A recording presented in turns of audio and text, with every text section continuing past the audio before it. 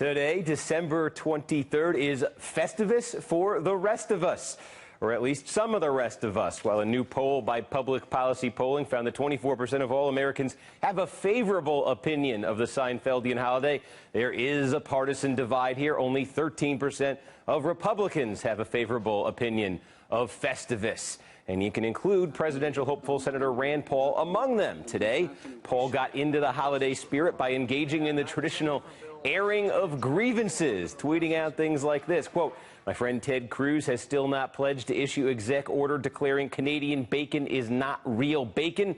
Makes me suspicious. Hashtag FestivuS." And GQ magazine today names Hillary Clinton the 5th worst person in the world. She should try harder next year. Aim for the top. Hashtag FestivuS. Back with me now, April Ryan, Matt Welch, Mike Pesca, and in our studio here in New York, look at this, an authentic, state-of-the-art FestivuS poll. So we really got into the spirit this year of FestivuS. It's December 23rd. Let me just first ask Matt, April, Mike, anybody have any grievances they want to air on this most sacred of days? I want to issue a grievance at all of us, a self-grievance for dismissing the candidacy of Donald Trump the first time he escalated down into our lives here. And we were all wrong. Who wasn't wrong about Donald Trump? We all have egg on our face for that one. That's right. No, I don't have egg on my face. I never said that he... Oh, no. April, you called it? Did you call it, April? I said that we didn't know any. I said we have never seen anything like this before, and I had predicted that he was going to last for a while. I never gave an end date. So you put all that stuff on somebody else. So April, your FestivuS grievance is with Matt for casting aspersions on your Trump prediction. That's Mike, how about you? That's right. I think Trump would say that, of course, Rand Paul is airing grievances because he's not good at the other FestivuS tradition, feats of strength, which, of course, Trump has in spades. And let me just say, this poll, a little more ballast, a little more weight than the PPP poll usually is. They use a lot of smoothing, is what I'm saying. Yeah. Big margin of error. I was surprised, 24% overall. Forget the partisan divide. Only 24% have a favorable view of FestivuS. Who doesn't have a favorable view of FestivuS? You can still celebrate Christmas. And it's lower than the numbers that want to bomb a fictitious country. Yeah, that was the other one they did this week, right? To be fair, though, Jafar from Aladdin, he is an evildoer. Like, that's not the worst place to bomb. You're one of the people who said yes in this poll. They didn't say carpet bomb or even magic carpet bomb. I'm just saying that there's something. Anyway, that's a grievance. Mike Pesca for targeted bombing. Some other poll questions, though, that PPP asked. We can run these by the panel. So they said, do you believe in a war on Christmas? We hear about this every year around this time. Well, look at this. In 2012, 3 years ago, it was nearly half of the country said yes. Now that number's down to 37%. So the war on Christmas dying out, maybe? Yeah, well, the Cold War on Kwanzaa continues apace. I think the war on Christmas was perhaps slightly overstated by certain news channels. Maybe the Cold War on Kwanzaa? Oh, come on! Go ahead, April. What do you got? Don't do that. Purpose? Come on. I mean, let's not do a Cold War on Kwanzaa. Let's do a Cold War on the pocketbook or Donald Trump's hair. Not on Kwanzaa. Come on now. I think the problem is that the Christmas won the war. It got cocky, right? Christmas has become irredentist. It is going beyond its borders at this point and taking over Thanksgiving. I think there's a war on Thanksgiving in this country, not just from you effete liberals telling us how to talk to our stupid uncle or whatever, but it's actually, there's Christmas decorations up by the end of October. Oh, that's right. That's let me air my grievance now, actually. You just reminded me of it, because at Thanksgiving time, all of those, how to talk to you, how to convince your uncle he's wrong about tax policy, the 9 talking points. Please, let's not have those next year. I think this was the year people finally got sick of those. Here's another one in this PPP poll. They said, is Die Hard a Christmas movie? Overwhelmingly, people saying no. I know there's a strong set of opinions on this. I firmly believe it's not a Christmas movie. I'll explain that one. But anyone want to disagree with me? Anyone want to call this a Christmas movie? It starts out at Christmas time. It starts out at Christmas time, so it might be Christmas. It does, April, but now I will give you my reason for saying it's not a Christmas movie. Because it came out in July. Yeah. You don't release Christmas movies in July. I say it's not a Christmas movie. That's a technicality. That's exactly why we need to make America great again, Steve. Is that Christmas movies year-round? Christmas movies are year-round. It is a Christmas movie, for crying out loud. How is it a Christmas? That's like saying the Naked Gun's a baseball movie. Because the first Die Hard movie starts out at a Christmas party, and it's, Christmas trees, festivities. The man is running around, stepping on glass ornaments and stuff. Remember when his feet were being cut up? Or was that on another floor?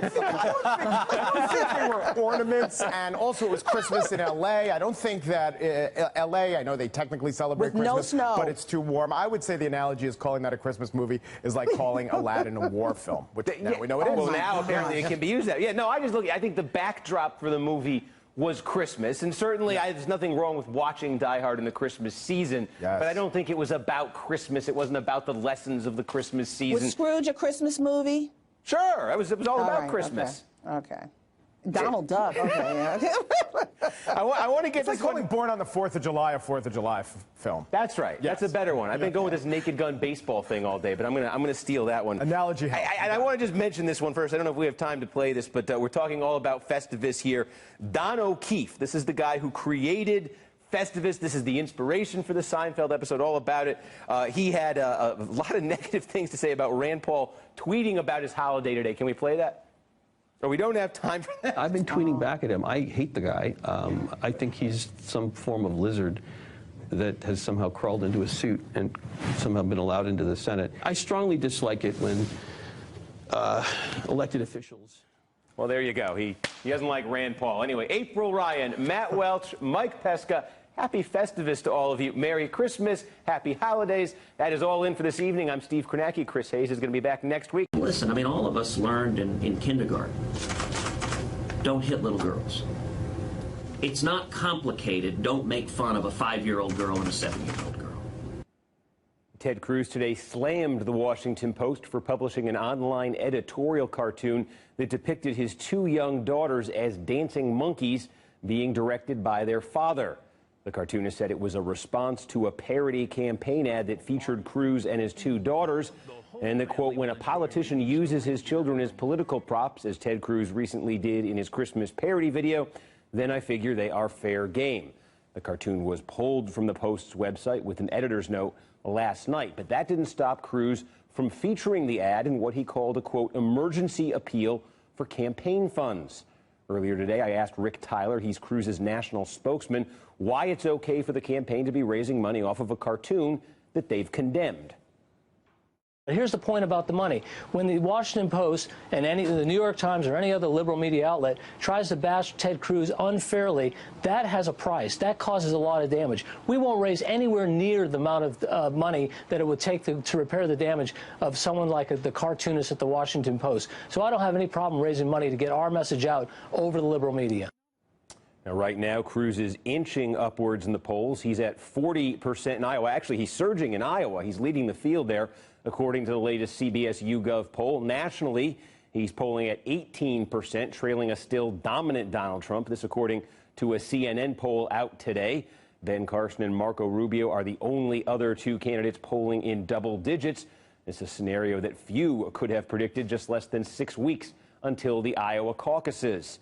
And joining me now is Matt Welch. He's the editor-in-chief of Reason magazine. And still with me, Robert Costa, national political reporter at the Washington Post. So, Matt, let me start with you. The Cruz strategy, and we've talked so much about this, the idea that he won't say anything negative about Donald Trump. He's sort of, they say he's drafting behind Donald Trump. And it seems to me he's waiting for a moment, and it's kind of amazing when I think about this a little bit, but he's waiting for a moment when Trump's voters, it's not that they give up on Trump, it's not that they turn on him, it's that they basically say, we like him, we like what he's saying, maybe he's not presidential enough, maybe he's not quite general election material, so we'll go with Cruz. He's a little more stable. And just the idea that Ted Cruz, who when he got into this race, the question about him was, is he too extreme? Are his tactics too extreme? His strategy is actually to look like the mature alternative to Donald Trump. Yes, and he's going to put the GOP establishments in a pickle in that moment. I don't think he's going to say a mean thing about Trump, or at least 2 mean things about Trump, until it's just the 2 of them left. Because why should he? Everybody else who's decided to be the anti-Trump guy has been roadkill so far in this. And also the establishment has gone nowhere. I mean, for 4 months now, if you combine Bush and Rubio and Christie as a single person, they've gotten 20% of the vote. It's flat. But there has been no flight to quality here. Every time that Donald Trump says something new that outrages people, There hasn't been a, oh my God, we better back Chris Christie now. That hasn't happened. So Ted Cruz is the only person out there who's figured out how to surf that anti-establishment energy while still being an actual elected office holder in this race. Yeah, and meanwhile, if you add up the Cruz, Trump, Carson vote, you're near 70% at this point. Robert, I want to put another poll up for you. This is another problem. The establishment, if we take the premise that the establishment doesn't want Trump and, for that matter, doesn't want Cruz to be their nominee. Take a look at the latest New Hampshire poll. You got Donald Trump in first place there. You got Ted Cruz in a very distant second. But what I see there is Rubio, Christie, Kasich, Bush. All of them you would call sort of the potential establishment alternatives to Trump. And they're kind of cannibalizing each other right now. They're all getting just enough share of the vote to be relevant, not enough to actually challenge Trump. If that vote could ever unite behind one of those candidates, they could give Trump a run for his money. But right now in New Hampshire, Robert, which looks to me like a must-win state, or at least must come close to winning for these establishment candidates, you got four candidates who are hurting each other. It's been crowded for quite some time, and all of those mainstream Republican hawks are looking for some way to break through. I think Senator Rubio's focus now on Iowa, a strong showing there. He'll be visiting Iowa in a few days. Is all about getting a launch into New Hampshire. And Christie's been rising in New Hampshire. He's a town hall talent. But at this point, Kasich, Christie, Bush, Rubio, still second to Trump, still not really having anyone coalesce around the other. And how much is, you mentioned Christie. I mean, Christie doesn't really register outside of New Hampshire when you do polling, but in New Hampshire, he's in the double digits now. He's doing really well with the town halls up there. Christie's at his best in those town hall settings. He's got the union leader endorsement behind him, the big paper in the state that when they endorse you, man, they are with you till the end. How much is Christie going to complicate the potential? I've seen people write this today, the idea of Rubio can't get ahead in New Hampshire as long as Christie's up there.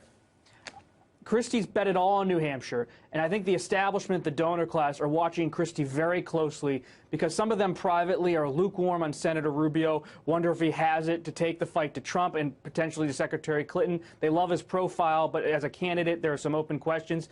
Christie, if he performs or overperforms in New Hampshire, that's the kind of moment that could allow Christie, his only moment perhaps, to eclipse Senator Rubio and other rivals in that mainstream lane and really have a shot at a longer race. Matt, I want to put another stat up on the screen. I love this one because we talked so much before this campaign. We always talk the importance of money and, oh, we're in the super PAC era. Now it's all about the billionaires. Well, look at this. If you add up the combined campaign advertising spending, television spending for the campaigns and their super PACs, a little small there, but look, Bush is nearly at $40 million. Rubio's nearly at $20 million. Kasich's nearly at $10 million. Christie's close to $10 million. Between that, you're talking $70, $80 million that those guys have spent. They're not getting much traction. Meanwhile, Trump and Cruz have spent combined about $1.6 million, and they're gobbling up 60% of the vote right now. I'm glad that we're relearning, because we're going to learn it every single election cycle, that money can't buy you votes. It just can't. You know, how many people have tried to buy their way into a higher office in California, and that didn't really exactly go anywhere. You know, it happens cycle after cycle. It's passion that gets you there right now. Hillary Clinton's going to outspend Bernie Sanders by some ungodly sum of money, but it's the passion behind the Bernie Sanders people that get them there. So it's a good lesson to learn. Jeb Bush, I think every single marginal dollar he spends in New Hampshire makes him less popular at this point. I mean, he's really been flailing up there, and he's absolutely saturated that market with ads. I remember that. I covered politics in New Jersey. John Corzine trying to buy office in New Jersey, essentially. By the end, they were saying every million